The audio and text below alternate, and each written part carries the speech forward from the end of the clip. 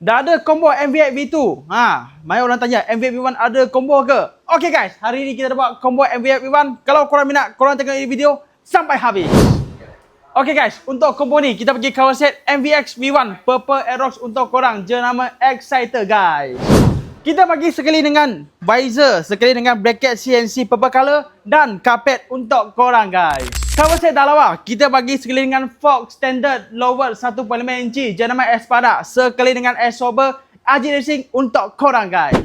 Nah bagi motor nampak lagi panjang sikit belakang, kita bagi extender Magic Boy CNC untuk korang, ada 1.5 inci dan 2 inci. Sekali kita bagi CVT cover Hypertech warna hitam silver untuk korang guys. Semua barang dah pakai CNC, takkan spinner tak pakai guys. Kita bagi RS8 Mia spinner untuk korang hitam purple silver, sekali dengan sport rim Magic Boy MS103, sekali dengan 12 spoke dan disc Superfly untuk korang main motor nampak lagi cantik guys. Okay guys, untuk combo ni kita bagi harga 3150. Siapa pemasangan Sabah Sarawak kita layan sekali guys. Nak tengok combo motor apa lagi? Komen dekat bawah. Jangan lupa like, follow, comment, share. Jumpa korang dekat next video guys. Ciao.